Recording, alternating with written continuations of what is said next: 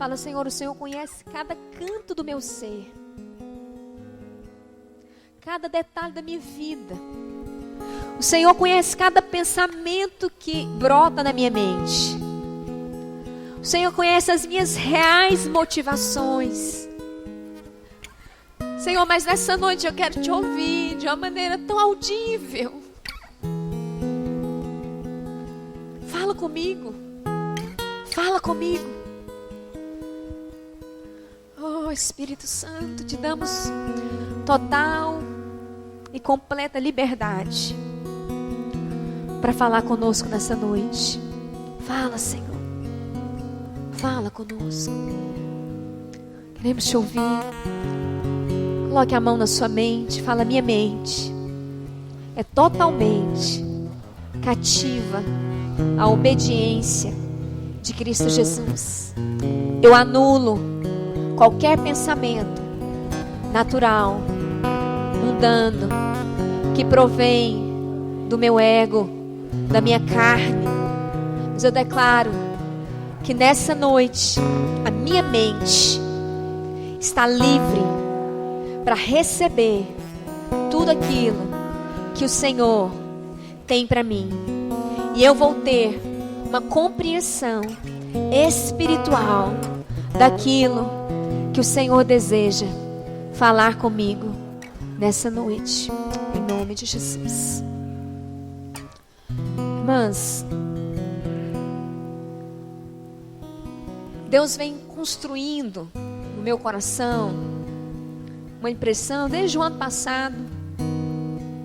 E na nossa conferência, acho que às 15 do ano passado, eu tinha pontuado algumas coisas, mas isso vem crescendo no meu coração de uma maneira muito clara, muito cristalina. E Deus tem de fato me dado uma voz profética para proclamar o tempo que nós estamos vivendo. E eu quero que em nome de Jesus nessa noite você compreenda o momento que você está vivendo e o momento que nós estamos vivendo como país, como nação, como igreja. E aquilo que Deus deseja fazer através de nós, através da missão que Deus nos confiou. Nós enfrentamos muitas resistências naturais. É normal a gente ter isso quando a gente fala de acompanhar mulheres. Mas que nessa noite nós possamos ter uma compreensão espiritual, não natural, daquilo que Deus está fazendo. Vocês podem até ficar aí, porque eu vou ser bem breve. Vou ser bem breve com aquilo que eu quero falar nessa noite. Eu tenho ficado bastante preocupada com o tipo de mulher que nós estamos gerando. Como que nós vamos nos multiplicar? Nós estávamos em São Paulo e o tema da conferência de mulheres lá era gerando segunda espécie, não é isso? Eu estava meditando nesse tema e eu fiquei perguntando para o Senhor, Senhor, que tipo de mulher que nós estamos multiplicando? Porque nós geramos segundo a espécie que nós temos. E o Senhor falou algo comigo, só há 2 tipos de espécie de mulher. É a mulher terrena e a mulher celestial. E elas se multiplicam, ambas se multiplicam. Mas eu fui tomada de um desespero, porque nós temos percebido que, infelizmente, muitas mulheres cristãs, mulheres de Deus, mulheres que tiveram a identidade transformada, que nasceram de novo, têm uma mentalidade terrena. E elas estão se multiplicando. Nós influenciamos pessoas, sabia, irmãs? A sua postura, a sua atitude, a sua fala, a maneira como você se comporta, influencia aqueles que estão à sua volta. E nós acabamos por nos multiplicar naqueles que o Senhor nos confiou. E a minha preocupação é qual tipo de mulher que nós estamos gerando nesses dias. Se você abrir comigo lá em Hebreus 11, verso 13. Coloca o meu PowerPoint, por favor.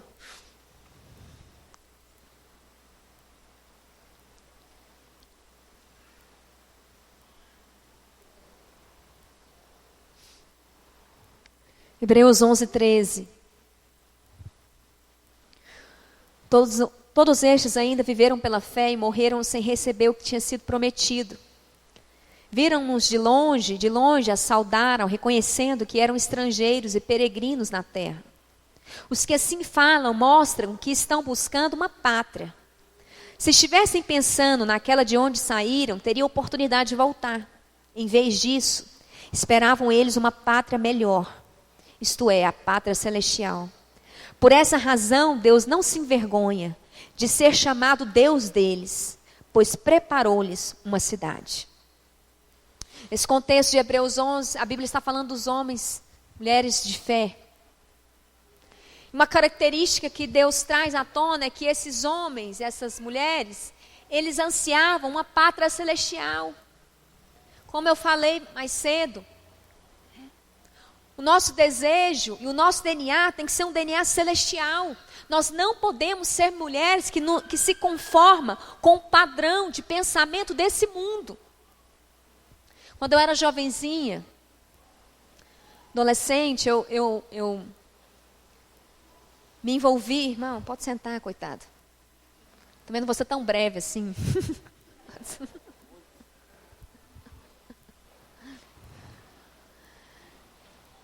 Eu comecei a ter algumas experiências com Deus, com uma missão que chama Jocum. Alguém já ouviu falar?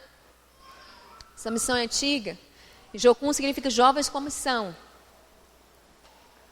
E foi uma experiência muito boa para mim naquela época. Comecei a aprender a ouvir a Deus. Mas o Senhor estava falando comigo, porque quando se refere à missão, Deus diz que a mulher tem uma missão. E é o único texto na Bíblia que diz a respeito de missão, especificamente essa palavra. E o pastor Antônio, por Cristocidência, leu esse texto hoje. Passa aí para mim. 1 Timóteo 2,15. Todavia, será preservada. Essa palavra preservada pode ser traduzida como salva. E no original é poupada de sofrer, livre do julgamento de Deus. Então ela é salva, ela é preservada através da sua missão de mãe, se ela permanecer em fé, amor e santificação com bom senso. Deus deu à mulher uma missão. Essa missão foi dada a nós. E a missão que Deus nos deu foi ser mãe. Isso tem muitos aspectos e implicações. Nós estamos multiplicando mulheres que têm essa missão. Porque isso não é só eu que estou dizendo para você. Isso a palavra de Deus está dizendo de maneira muito clara. Você percebeu? Precisa ter revelação, é só ler. Deus nos confiou uma missão. Quantas mulheres tem aqui nesse lugar? Levanta a mão. Você tem alguma dúvida que você é mulher? Graças a Deus. Aleluia.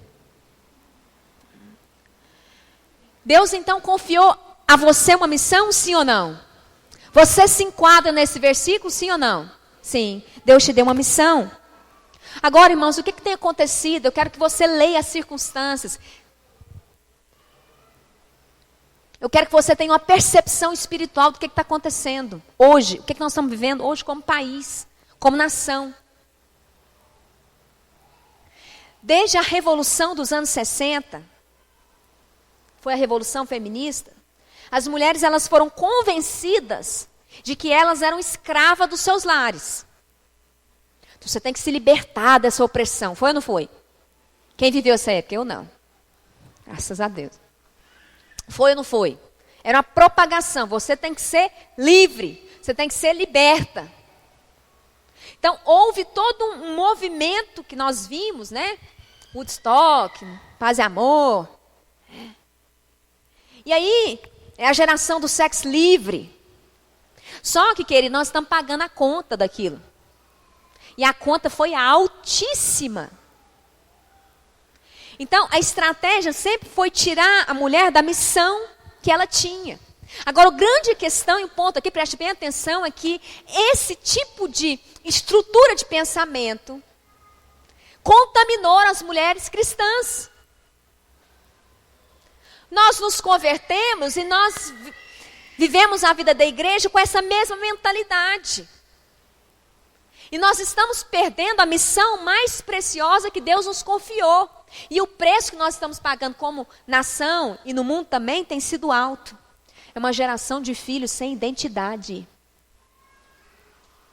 É uma confusão sem medida, sem rumo, sem referencial. É jovem entrando em droga. É uma confusão. Nós estávamos lá em São Paulo. Eu falei, nossa, sempre eu sei que o número é alarmante, mas eu choquei. Porque havia mais de 8.000 mulheres. E eu perguntei, quantas mulheres aqui são filhas de pais separados? Irmãos, eu fiquei em choque, porque tinha mais de 90%. As famílias estão sendo destruídas.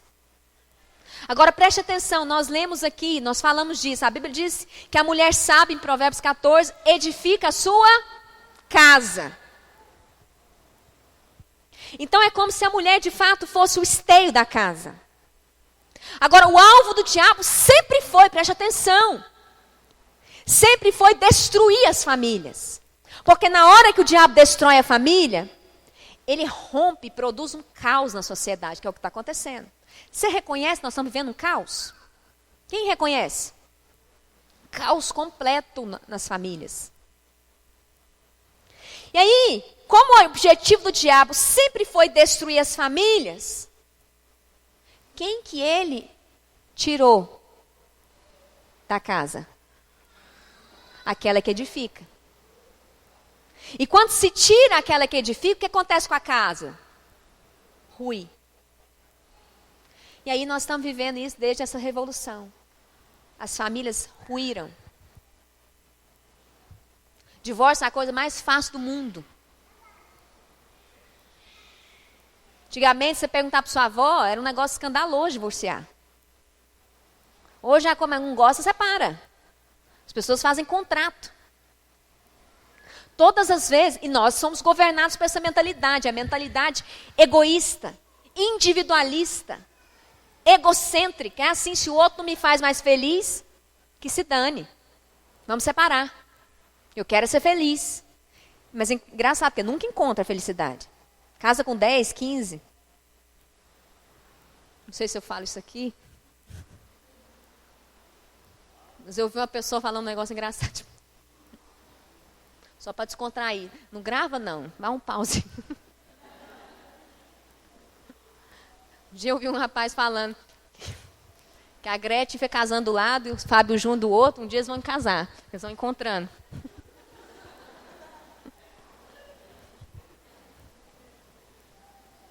É de chorar, né, irmãos? Eles casam tanto que um dia eles vão acabar se casando. Mas virou palhaçada, né? Virou motivo de riso. Agora, quem está pagando o pato para isso? As crianças estão sofrendo. E as pesquisas mostram que o nível de estresse de uma criança que tem o pai abandonando o lar ou a separação dos pais é altíssimo. Não tem estresse maior para uma criança. As pesquisas mostram de maneira clara. As grandes universidades pesquisam isso. Crianças que têm um lar estruturado, elas são completamente diferentes no desenvolvimento emocional e cognitivo e na capacidade de relacionar com aquelas crianças que foram fruto de lares onde houve o divórcio. E nós somos contaminados com essa mentalidade. Irmãs, olhe para mim. Você que é casada. Essa palavra divórcio, separação não existe no seu vocabulário. Porque se existir, você vai terminar nele. Você é uma mulher de aliança. Você tem um coração de Ruth. Você não pula do barco. Sabe a coisa mais... Eu tenho dito isso várias vezes, porque é a diferença de paixão e amor. Paixão passa. Não sei se você lembra quando você apaixonou em alguém. Parece que é um trem que fica... Pensa que vai morrer. Sem a pessoa. Mas é impressionante como você desapaixona rápido. E apaixona por outro. É um negócio impressionante. Casamento não é baseado nisso. É um amor sólido, é um amor de aliança. É o seguinte, eu não saio do barco. Somos parceiros de aliança. Pode vir a tempestade que vier. Nós não vamos abandonar o barco. Mas aí a mulher foi removida da casa. E a casa virou desestruturou, porque ela é que edifica. E aí é interessante, irmãs, que uma das grandes estratégias, por exemplo, do movimento feminista, é desconstruir a família. Porque o movimento feminista ele tem origem no comunismo. E eles diziam o seguinte, você pode ler os textos de Friedrich Engels. Ele fala assim, antes de existir a propriedade privada, existiu a família. Então, para destruir a propriedade privada, tem que destruir a família. Então, o alvo delas, esses dias eu estava aconselhando uma jovenzinha. Ela dizia, não, pastor, eu fui criada na igreja muito machista. E hoje eu posso me considerar uma feminista. Eu falei, não tem nem ideia do que ela está falando. Eu falei, você já leu alguma coisa sobre feminismo? Já leu nada, né? Aí eu comecei a falar, você sabe qual que é o alvo? Eu vou ler aqui para você. Uma afirmação de Sulamith Firestone. Foi uma das feministas radicais. Olha o que ela diz. Devemos incluir a opressão das crianças em qualquer programa feminista revolucionário. Opressão de quem? Nossa etapa final deve ser a eliminação das próprias condições da feminilidade e da infância. O tabu do incesto, ou seja, ter relação sexual com um parente, hoje é necessário somente para preservar a família. Então, se nós nos desfizermos da família, iremos, de fato, desfazer-nos das repreensões que moldam a sexualidade em formas específicas.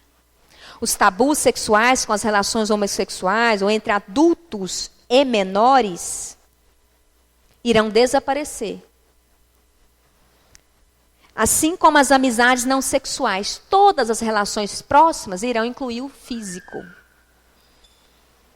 Se a repressão sexual precoce é mecanismo base, qual são produzidas essas estruturas de caráter que sustentam a escravidão política, ideológica, econômica, o fim do tabu do incesto, através da abolição da família, poderá ter efeitos profundos. A sexualidade poderá ser libertada de sua camisa de força para erotizar toda a nossa cultura, modificando a sua própria definição.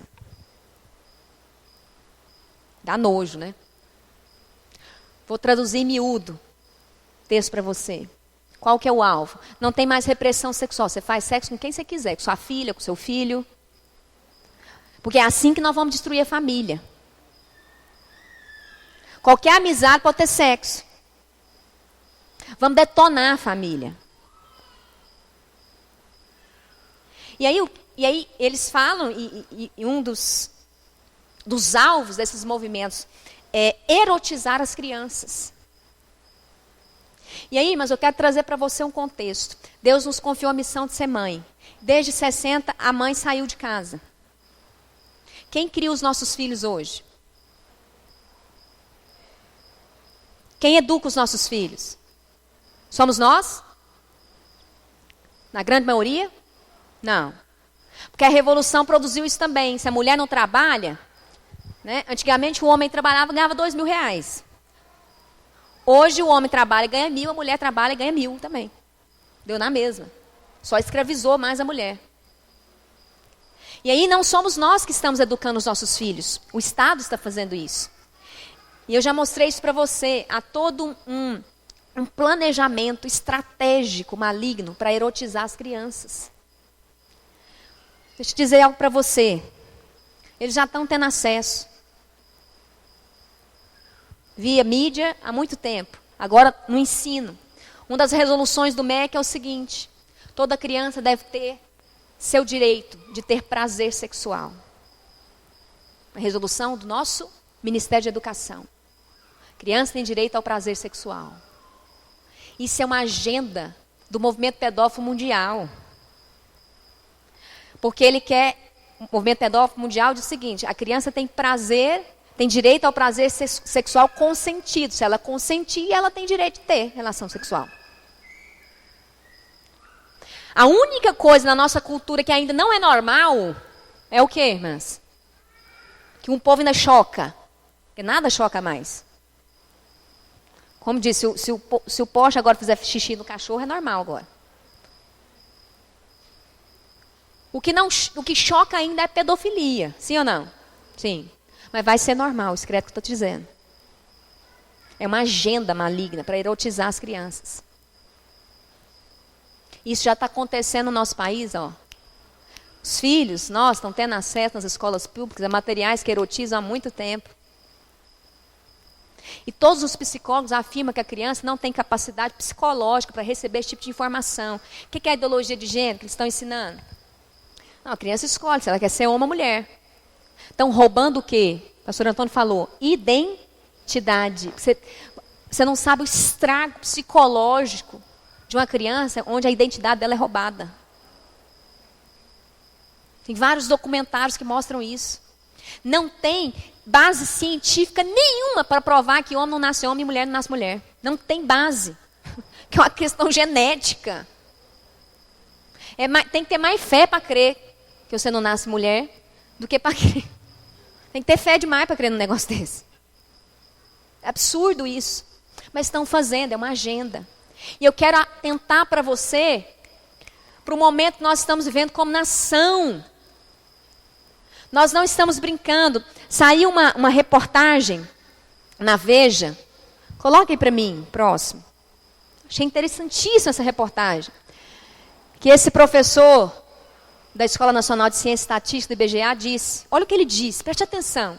Olha o momento que nós estamos vivendo histórico. Você está aqui me ouvindo. Uma vez na história, todos os países passam por um período positivo em relação à população. Isso é uma entrevista que ele deu na página amarela na Veja. Em relação à população ativa e o total de crianças. É uma sucessão de décadas favoráveis para crescer e garantir o futuro. É uma janela rara. No Brasil, essa janela se abriu em 1970 e se fechará em 2000. Faltam 15 anos para a janela se fechar. Infelizmente, para os brasileiros, essa janela já está quase perdida economicamente. Em 2040, a porção mais velha da população será maior do que a de crianças. Nós estamos vivendo uma janela rara. Nós temos uma população infantil maior. E ele está falando no aspecto econômico. Mas eu estou falando para você no aspecto espiritual. Você nasceu nesse tempo. Você nasceu no tempo da janela rara. Só que essa oportunidade está fechando, está acabando o nosso tempo. E aí, enquanto o tempo está passando, o diabo está se apropriando dessa janela rara e doutrinando, porque o alvo não é mudar a sua mentalidade, que você já tem uma mentalidade formada. O alvo do diabo é formar uma identidade naqueles que ainda não têm uma mentalidade formada. E nós estamos entregando a missão que Deus nos confiou a agentes malignos. E eles estão doutrinando essas crianças. E nós estamos perdendo o tempo da oportunidade. Nós estamos vivendo, você está aqui me ouvindo, você é uma mulher, Deus te confiou a missão. Nós estamos vivendo o tempo da oportunidade, essa janela vai fechar. Um ímpio está falando isso. Então nós estamos vivendo, e junto com isso, irmãs, junto com esse tempo, em que o diabo está usando todas as suas armas, uma coisa interessante que ele diz é o seguinte, para isso funcionar tem que ter planejamento e estratégia. E há anos que esses grupos contra a família estão planejando estrategicamente entrar em todas as portas que existem para a educação. A Ana Flávia está me contando. Cadê a Ana Flávia? Está aí? Então estava contando que ela chegou um dia que deprimida, ele até pensou, ixi, terminou o noivado. Chegou abatida, pastor, deixa eu assistir sua aula. Ela está fazendo pedagogia. Está terminando? Quase no último ano. E ela disse para ele, pastor, eu fiquei chocada. Fizeram uma palestra na minha universidade hoje, com todos os futuros pedagogos, e estão doutrinando os pedagogos para ensinar a ideologia de gênero. Eu estava num salão, comentando sobre isso, e a dona falou, nossa, é verdade, a minha sobrinha chegou em casa, aqui em Ribeirão, e disse o seguinte, mãe, a minha professora disse que eu tenho que beijar a menina. Ela tem 6 anos. Estão doutrinando, eles já entraram em todas as esferas de educação do país. Agora preste atenção, irmãos, não está perdido. Mas Deus tem falado comigo de uma maneira muito forte. Eu tenho dito, Senhor, propaga isso. Faz essa voz propagar nessa nação. Nós precisamos nos levantar. Junto com todo esse movimento satânico, Deus está levantando algo que nunca existiu na história da igreja. Irmãos, aquilo que nós estamos vivendo como vinha, com relação ao trabalho com crianças, nunca houve na história da igreja. É um mover de Deus.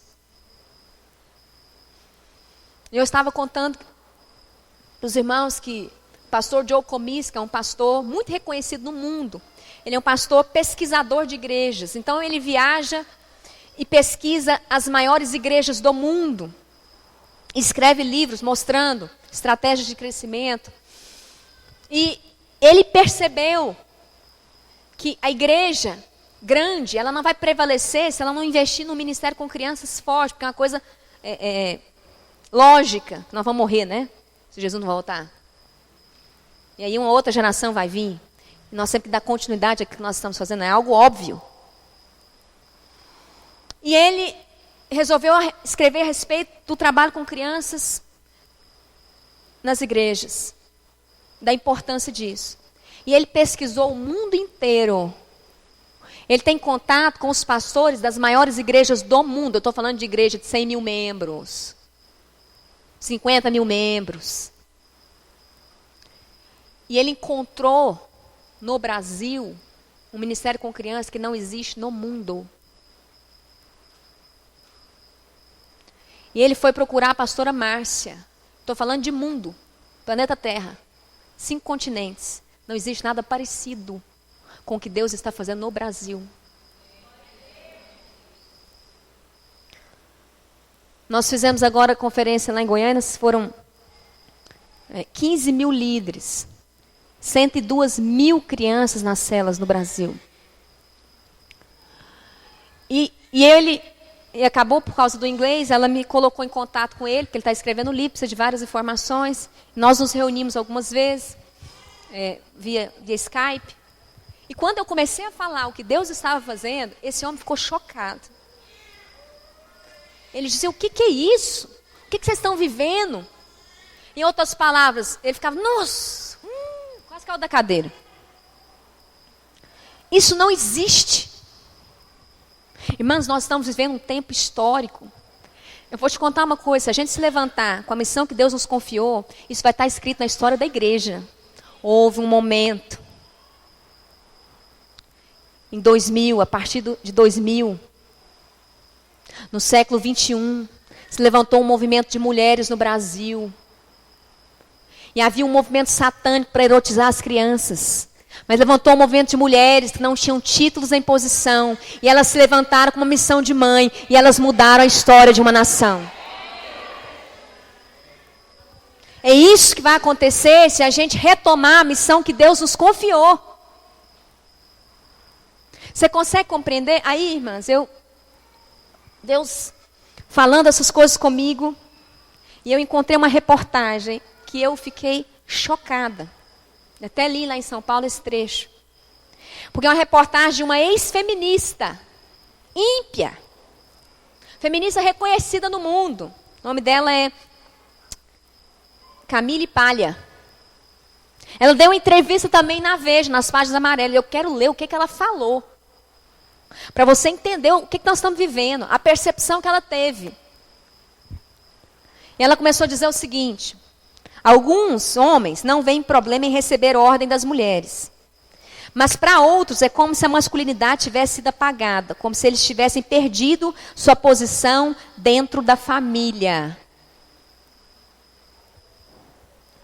Sentem-se sufocados e precisam estar com outros homens. Aí, olha a feminista dizendo, ex-feminista, entram na pornografia, os clubes de striptease, os esportes. É quando os homens escapam para o mundo deles. Chutar uma bola no meio do campo é muito revigorante e bom para escapar das mulheres. Hoje, elas querem que o homem seja igual à mulher. Querem falar com ele do mesmo jeito que conversam com as amigas. As mulheres pedem a eles que sejam o que não são. E quando eles se tornam o que não são, elas não querem mais. Aí elas falam, meu marido é o meu terceiro filho, é meu bebê. É ou não é?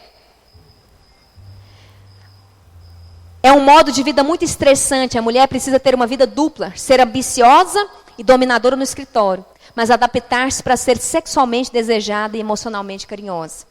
Hoje estamos muito felizes com as nossas máquinas de lavar e secar, mas o que isso significa? Isolamento. A mulher está isolada.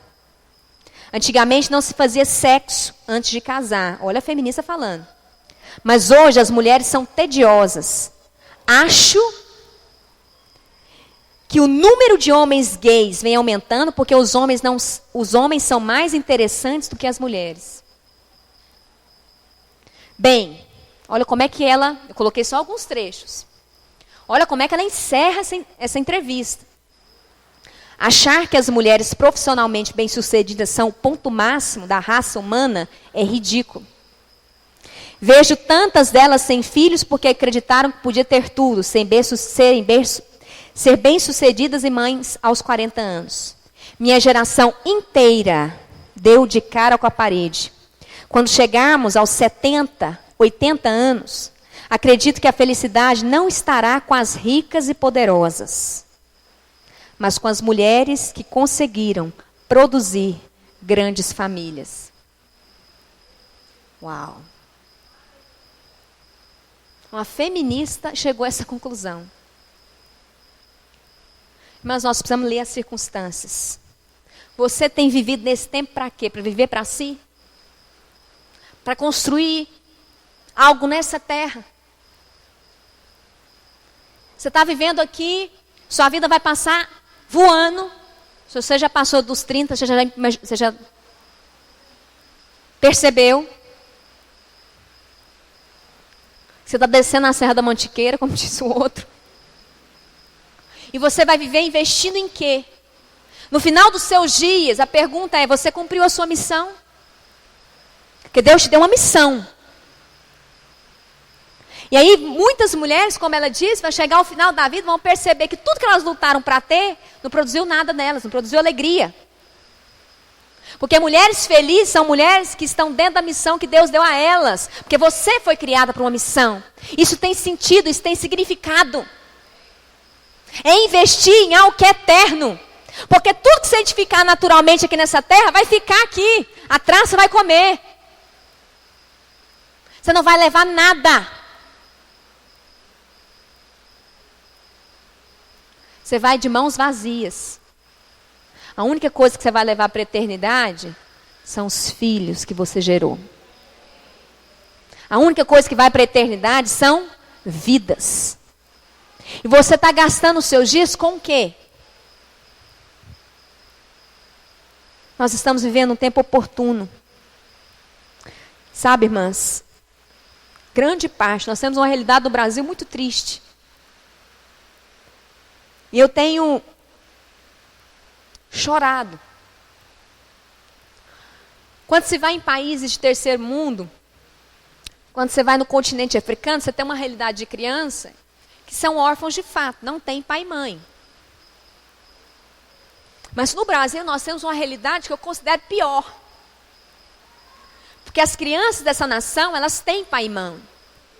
Mas é como se não tivessem. São órfãos de pais vivos. Vai em um abrigo. Eu quero que você vá num abrigo. Hoje não se chama mais orfanato, antigo orfanato. Pergunta lá quantos realmente não têm pai e mãe. Pouquíssimos. A maioria ali foi tirada do contexto caótico de um lar desestruturado. Ele tem pai e mãe, mas é como se não tivesse. E Deus está convocando uma nação de mulheres que vão adotar os órfãos espirituais dessa nação. Nós podemos mudar a realidade desse país sem levantar placa de posição, sabe, sem querer título. E aí, esses dias eu estava numa conferência, uma pastora estava pregando e ela leu um versículo, mas aquele versículo foi impresso no meu espírito de uma maneira tão forte. Sobre uma mulher na Bíblia. Eu queria que você abrisse lá, em Juízes, capítulo 4.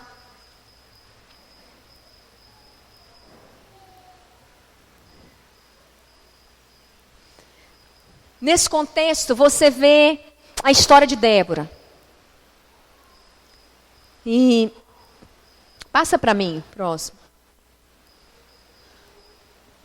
E se você estudar o contexto do livro de Juízes, é um contexto muito difícil para Israel. Israel viveu um período mais ou menos de 400 anos, onde quem governava o país eram juízes. Então eles se levantavam para salvar a nação dos inimigos. Quando eles saíam, o povo voltava a pecar de novo, e o povo começou a se contaminar, né, com a cultura dos outros países. Foi um tempo muito complicado para Israel.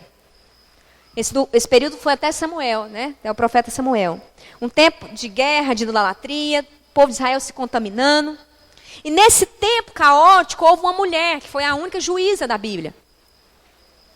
E é interessante que, no contexto em que Deus levantou Débora, havia um rei, preste atenção, o nome dele era Jabim, com o comandante lá, Sísera. E eles se levantavam, e haviam 20 anos, a Bíblia diz, 20 anos, que esse rei oprimia o povo de Israel, e a Bíblia diz cruelmente. Cruelmente. Se você ler lá em Juízes, no verso 3, capítulo 4, verso 3, os israelitas clamaram ao Senhor porque Jabim, que tinha 900 carros de ferro, os haviam oprimido cruelmente durante quantos anos, irmãos? 20 anos. Esse era o contexto que Débora estava vivendo. E aí a Bíblia diz que Deus levanta então Débora, ela ficava debaixo de uma palmeira, e ela profetizava, e ela lhe julgava. Ela era esposa, porque a Bíblia diz que ela era mulher de Lapidote. E Deus levanta Débora, naquele contexto caótico que Israel estava vivendo, de um total controle do inimigo. Eles estão debaixo de uma opressão cruel do inimigo. Nós, como nação, estamos vivendo um contexto assim. Na nossa nação, sim ou não, irmãs? Sim. A quantidade de horrores que a gente escuta das crianças é um negócio arrepilante. É um negócio assim que você perde o sono. A maneira como o diabo tem destruído. E aí, em Juízes 5, quando Débora, então, lidera aquele exército, através de Baraque, eles destroem Jabim e seu exército. Deus levantou 2 mulheres para fazer isso, porque Jael é que matou o comandante Sísera. Eu não vou ler porque não dá tempo. Eu quero que você leia esse texto, só Juízes 4, a história de Débora. E quando ela rompe em cântico, ela diz algo muito interessante em Juízes 5, 7. Ela diz o seguinte: ficaram desertas as aldeias em Israel, repousaram. Quer dizer, ficou tudo deserto, acabou, destruiu. Até que eu, Débora, me levantei. Levantei-me por mãe. Levantei-me por mãe em Israel. A situação de Israel só foi transformada debaixo de um governo opressor quando Débora se levantou como mãe. Mas é isso que Deus quer fazer através de nós. Deus quer levantar uma geração de mães para destruir todo o governo de Satanás, tudo aquilo que o diabo está fazendo para destruir essa próxima geração. Deus quer devolver a nós, eu fico pensando como fica o coração de Deus. Deus quer devolver a nós a missão que Ele nos confiou e nós desprezamos por causa de uma estrutura de pensamento maligno dessa terra que veio da Revolução dos anos 60. Ser mãe é a coisa mais ridícula que tem. Qual a sua profissão, mãe? É só a mentalidade mundana, terrena. Desprezaram a missão que Deus nos confiou. É por isso que muitas vezes você encontra resistência com irmãs que não querem andar conosco. Porque o trabalho com crianças não tem glória. Né? Se você vê no contexto de várias igrejas locais, trabalhar com criança é a coitada da esposa do pastor procurando a voluntária, desesperada. Porque ninguém quer, porque não tem glória. Percebe? E aí Deus está levantando um exército de mulheres com outra mentalidade. A mentalidade do céu. A mentalidade de voltar à missão que Deus nos confiou. E aí há 2 aspectos que eu quero falar rapidamente na vida de Débora, que fez com que ela, através dela, aquele exército de Israel fosse levantado. Eram poucos, não eram muitos. E Débora chama então Baraque. Deus fala com ela. E se Deus falava com ela é porque ela ouvia a Deus. Ela chamou Baraque e disse, pode levantar, 10 mil homens. E Baraque falou assim, acho que ele pensou assim, essa mulher é louca. Mas como ela já era profeta, e as profecias dela eram verdadeiras, ele pensou, meu Deus do céu, não pode desprezar, né? Vai pegar mal para mim. Mas ele ficou com tanto medo que ele falou assim, eu só vou se você for comigo. E olha o risco que aquela mulher estava correndo, porque aquele exército tinha 20 anos que estava oprimindo. Era um exército com 900 carros de ferro, todo mundo ficava com medo. E ela fala para ele levantar um exército pequeno. Naturalmente falando, era impossível vencer aquele exército, ainda mais com um monte de israelita medroso. Até o comandante era medroso. E ela fala em fé. Então tem dois aspectos. Primeiro aspecto, põe para mim. Oração. Pastor Antônio falou aqui, mas eu não combinei nada com ele. Eu nem sabia o que ele ia pregar. A gente nem se comunica. Mas aquela mulher era uma profetisa. Ela ouviu a direção que ela deveria dar a Baraque. Nós estamos envolvidos em uma guerra. E nós precisamos entender que a nossa guerra no mundo espiritual é a oração. É a intercessão. Nós precisamos usar armas espirituais contra o governo de Satanás. Eu quero dizer, quanto tempo você gasta orando pelos seus filhos?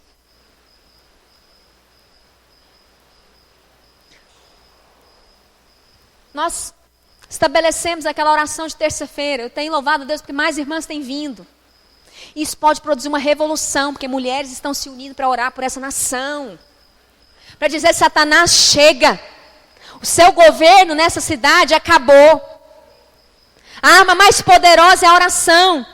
Nós precisamos nos levantar como Débora para aprender a orar e a discernir a voz de Deus. Muitas vezes o que nós falamos é natural, porque nós não sabemos ouvir a Deus.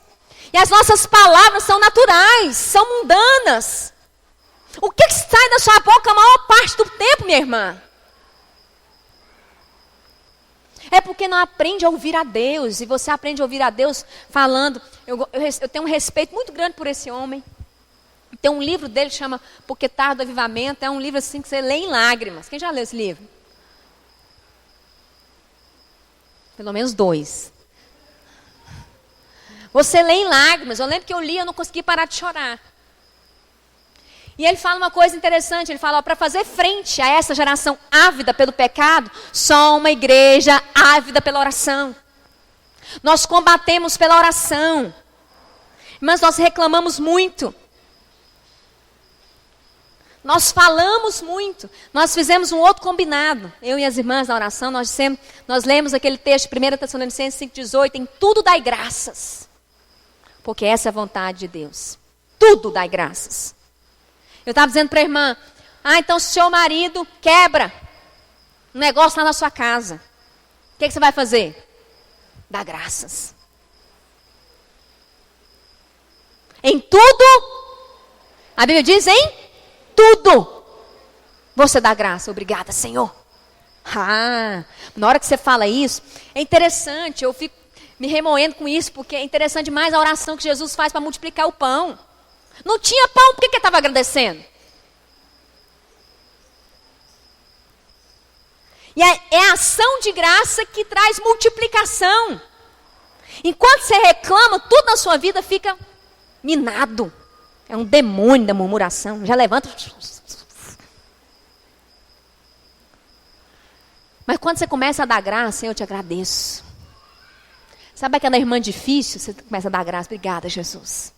Porque foi ela que você me confiou. Obrigada, Senhor. Você começa a dar graças.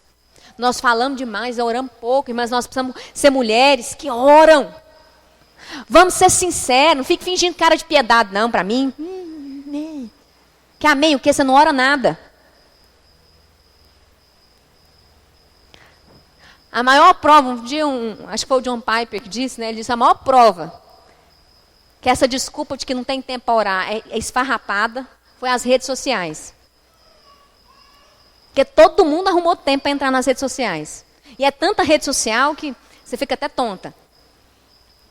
Você fica ultrapassada rapidinho. Você ainda está no Face, já tem Insta, já tem Snap. Você sabe que eu estou escrevendo um livro para adolescente. Um diário. para a menina. Aí eu falando lá de Face, de Insta, aí eu mandei para alguns adolescentes ver. Eles falaram, pastor, esse negócio de Facebook já está ultrapassado. Eu falei, meu Deus, já? Pensei que era só o Orkut.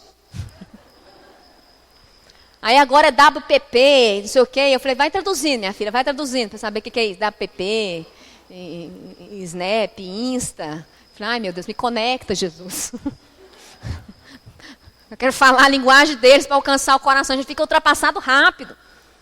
E é o dia inteiro, né? E aí como que não tem tempo para orar? Irmãs, a história da sua vida, da sua casa, da sua igreja, dessa nação, pode ser transformada através de mulheres que oram. E o segundo aspecto, passa para mim, é a fé. Eu contei para você, aqueles que já me ouviram, me perdoem, não vou contar de novo, porque tem muitos irmãos aqui que não me ouviram. Irmãs, e os penetras. Eu estava dizendo, contei para a igreja, que uma terça-feira, era nosso dia de oração, vieram poucas irmãs. E eu saí daqui tão indignada, falei, eu vou cancelar essa oração, não dou conta mais não de assistir com as irmãs. Quando foi na quinta-feira, irmãs, eu tive um sonho muito forte. E nesse sonho, estava eu e meu esposo assistindo um julgamento num tribunal. E estavam julgando, era um tribunal, mas assim, os tribunais, aquelas cortes mesmo, majestosas. E eles estavam julgando uma criança de 6 anos, uma menina. E a gente ficava assistindo aquilo ao vivo, e eu pensei, o que é isso? Como é que estão pondo uma criança de 6 anos em julgamento, aquele tanto de gente, né, aqueles adultos. E aquela criança ali, em defesa, sem ter voz para se defender. Então eles condenam aquela menina. E foi me dando um desespero. Eu falei, ninguém vai fazer nada. Estão condenando a menina à morte. Ela não tem nem voz para se defender. Essa menina não está nem entendendo o que está acontecendo com ela. E aí, irmãos, eles fazem com que aquela menina se ajoelhe. E ela se ajoelhe, coloca a testinha no chão. E põe a mãozinha para trás.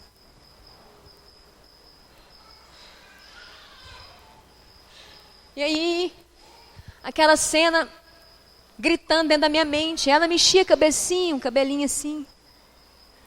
E eu comecei a entrar em pânico, em desespero. Eu falei, alguém tem que impedir isso, ninguém vai fazer nada.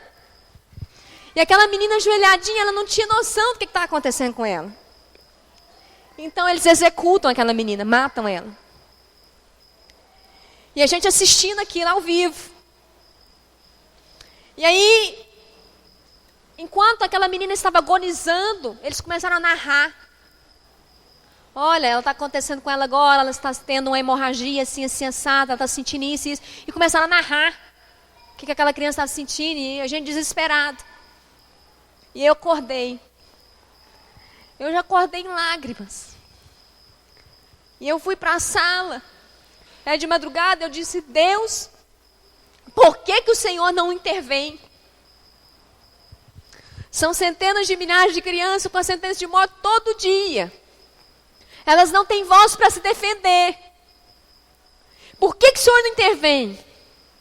Irmãs, e Deus falou comigo, quase que audível, é quase uma voz audível. Deus disse para mim, eu não intervenho. Porque não me pedem. E Deus disse para mim, vocês estão assistindo chocados o que o diabo está fazendo com as crianças. Mas ninguém me pede para intervir. Mas eu chorei tanto. Eu falei, não vou cancelar oração nenhuma. Eu vou subir lá naquele púlpito e falar com a igreja. E nós vamos mudar isso, nós não vamos desistir, nós vamos orar. Senhor, eu vou pedir. Eu vou pedir todos os dias. Eu vou clamar todos os dias. Mas milhares de crianças vão ser impedidas de morrerem por causa do nosso clamor. Nós precisamos nos levantar em oração, queridas. Como Débora se levantou, mas um outro aspecto dela é a fé. Aquela mulher teve que ter muita fé para ordenar um exército, para guerrear contra um exército tão poderoso. Ela teve que negar as circunstâncias, ela teve que parar de olhar para o natural e olhar para a fé, porque ela desenvolveu isso no relacionamento dela com Deus. A fé vem pelo ouvir da palavra. Débora aprendeu a ouvir a Deus. E o coração dela se encheu de fé. É claro, irmãs, que Débora sabia que aquele exército era reduzido. Que o exército de Israel, não conversem atrás, por favor. Não poderia prevalecer contra aquele inimigo tão poderoso. Agora, você pode dizer, pastora, nós somos tão poucas aqui. O que nós podemos fazer na nossa cidade? No contexto que nós estamos vivendo? Irmãs, nós somos poucas. Mas através da nossa fé, nós podemos fazer um estrago nessa cidade. Nós podemos romper as fileiras do inimigo. Nós podemos entrar nas instituições. Nós podemos entrar nas escolas. Nós podemos entrar nas creches. Nós podemos entrar nos abrigos. Nós podemos entrar nas ruas. Nós podemos ser a voz que vai falar a favor delas.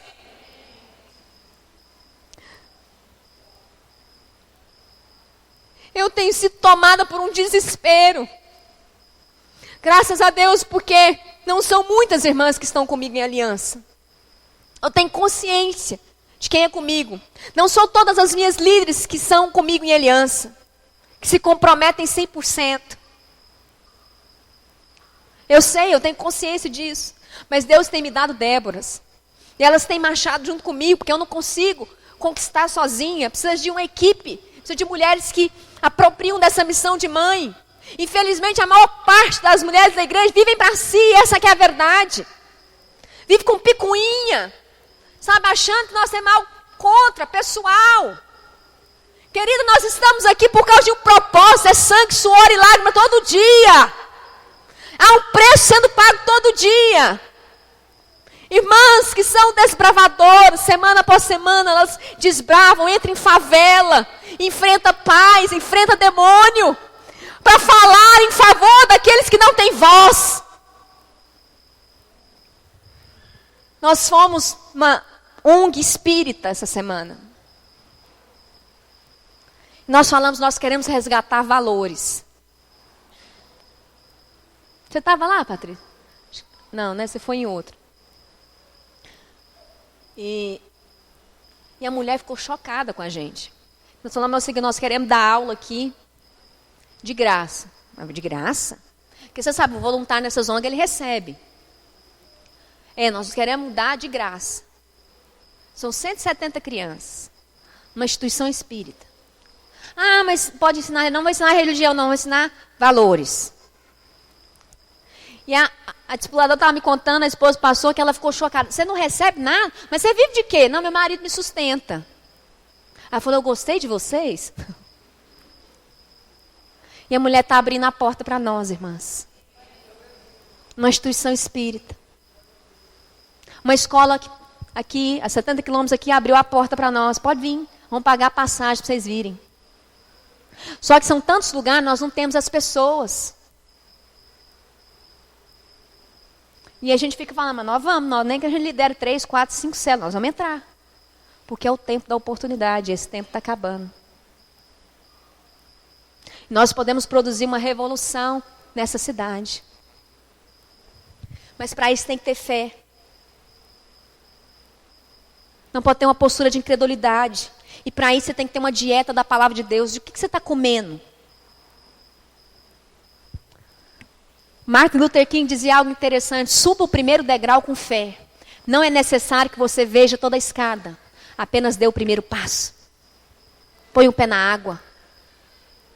Você quer a cidade? Põe o pé na água.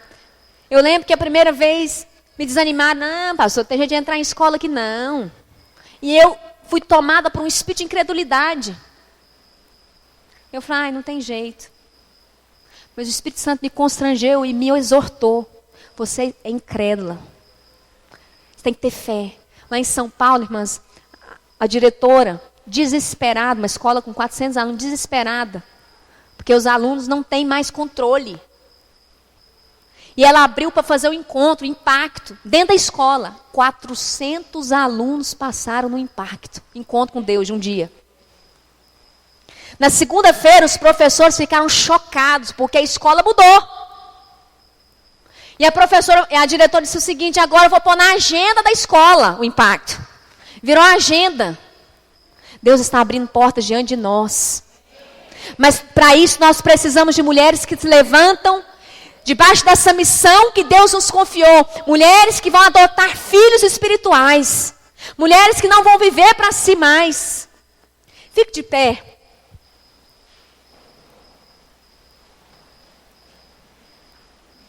Deus está nos convocando a voltar ao padrão da palavra de Deus, a missão que Deus nos confiou. Feche os seus olhos.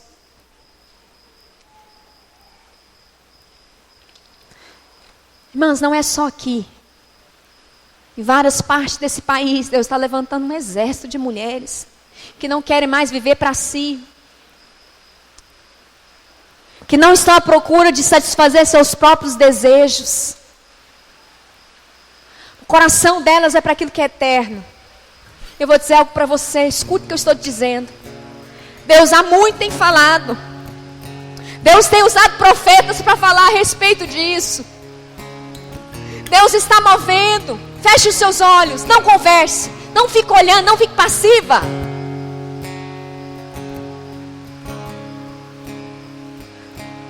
Deus está levantando mulheres para treinar um exército de crianças que vão povoar as nações.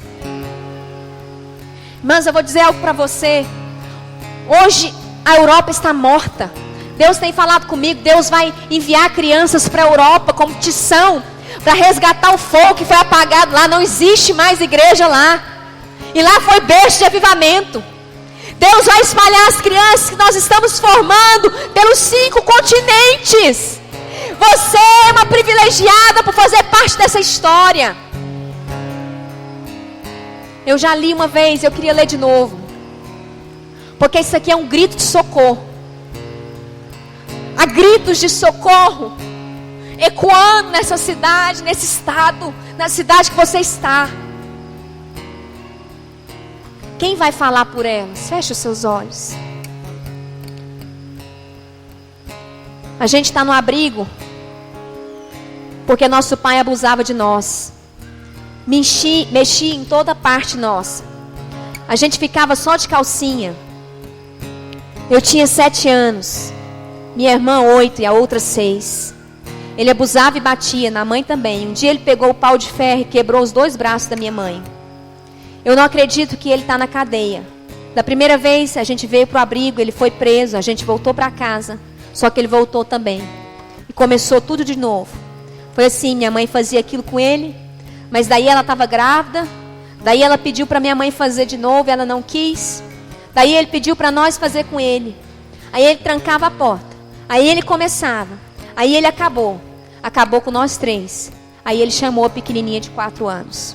Isso é o depoimento de uma menina de 9 anos. Eu vim para o orfanato porque meu pai não quer mais saber de mim. Eu aprontei muito. Eu tinha medo de apanhar do pai. Ele batia, dava no pau mesmo. Já quebrou o corpo da minha mãe. Me batia com couro, corda, um pau. Era o meu pai adotivo, me registrou. Meus pais de verdade eu nem sei se existem. A mãe adotiva disse que nunca gostou de mim. Na minha cara ela falou isso. O pai adotivo desistiu de mim há pouco tempo. Ele pensava que eu ia ser alguém na vida. Não fui o que ele quis. Ele não faz muito carinho. Minha mãe já me deu um beijo. Foi na bochecha, quando eu fui dormir. Meu pai nunca me deu um beijo. Leonardo, eu estou aqui porque minha mãe, eu quero que essa voz ecoe em você. Não é questão emotiva. São pedidos de socorro, irmãs. Estou aqui porque minha mãe não me quer. Não sei quem é meu pai. O nome dele nem está no meu documento. Nem minha avó sabe. Eu queria uma família nova.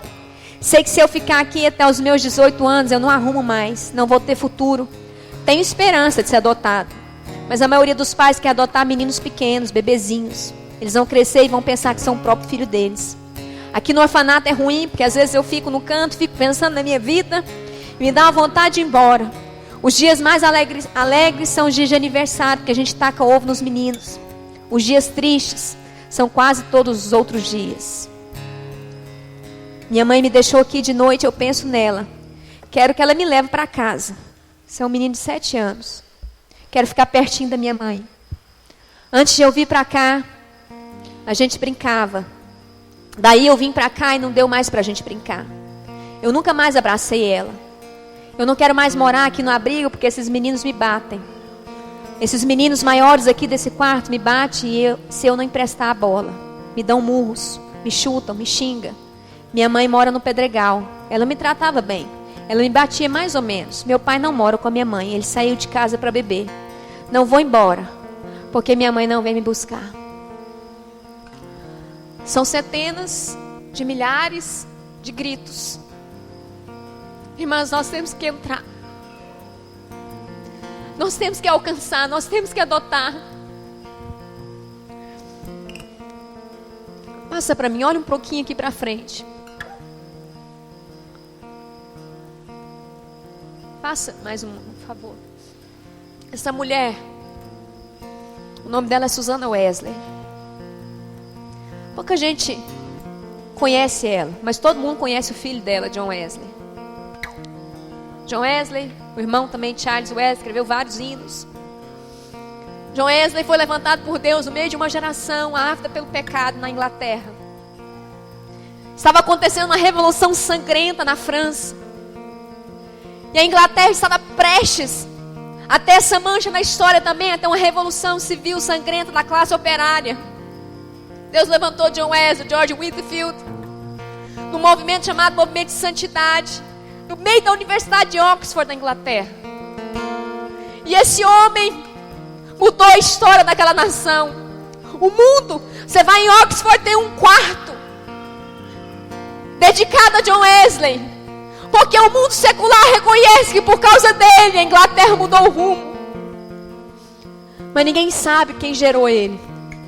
Essa mulher, Susana Wesley, cumpriu a missão de ser mãe.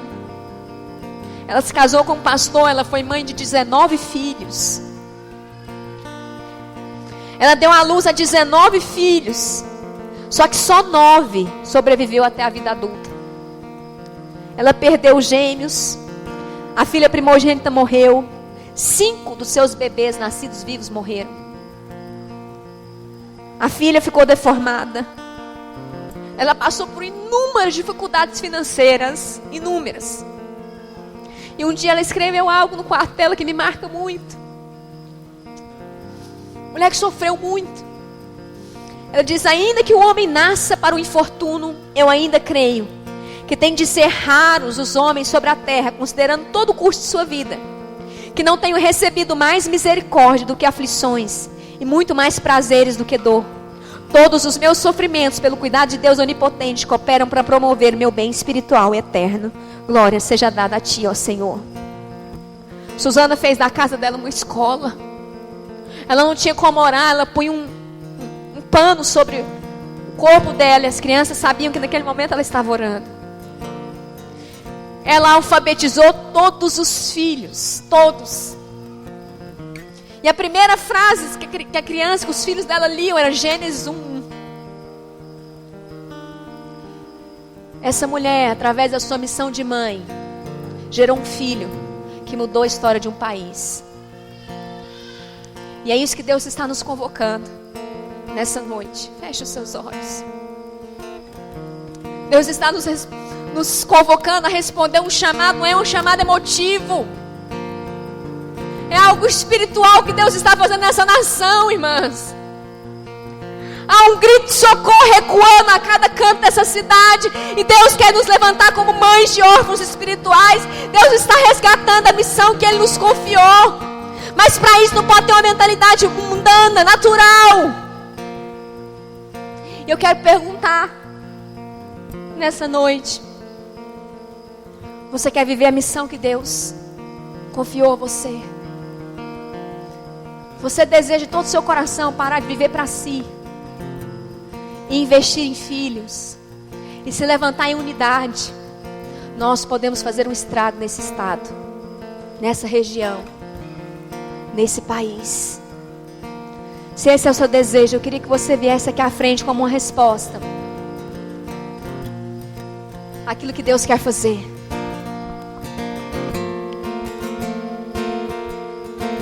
Venha muito consciente. Talvez você tenha liderado até hoje para ter uma posição, porque não tem jeito, né? O pastor mandou liderar, as mulheres na videira têm que liderar a criança. Tem nada a ver com isso. Tem a ver com a missão que Deus nos confiou. Feche seus olhos. Talvez você tenha achado tão difícil, não é tão difícil. Essa mulher cuidou de 19 filhos. Vários morreram, mas ela gastou a vida dela investindo na missão de ser mãe. E o filho dela mudou um país. Os nossos filhos vão se levantar para mudar a realidade desse país. E eles vão entrar em todas as áreas dessa sociedade. E nós vamos ver o mover de Deus que vai estar escrito na história da igreja. Porque Deus nos fez nascer nesse tempo, nessa janela rara. Por que nós estamos ainda preocupadas, sabe, com o nosso passado, com as mágoas? Rompe! Deus está te levantando como resposta a um clamor. Deus vai começar a produzir no seu coração agora. Eis-me aqui, prostrado outra vez. Deus vai começar a dar a você dores de parto. Você vai começar a gemer pelas crianças. Deus vai impulsionar você. Não vai ser algo natural. Não é fruto de uma emoção, mas é algo espiritual. No seu útero, mulheres que eram estéreis, você tem que passar na sua vida espiritual toda sem vida. Não produz nada, não gera filho. Pra conhecer, Deus está removendo a sua esterilidade. pra conhecer-te. Deus está te dando útero espiritual. Algo espiritual está acontecendo. Oh, Espírito Santo de Deus. Queria chamar os pastores que estão aqui. Pra conhecer, Esses povos de pastores, obreiros. Comece a orar nessa hora. Antes disso, as esposas de pastores e obreiros, vem aqui na frente para mim. Ora com você primeiro. Fala para o Senhor nessa hora: Senhor, eu quero ser a resposta. Eu vivi nesse tempo, eu nasci para esse tempo. Deixa o Senhor jogar dentro de você um clamor que não é natural, mas que é espiritual.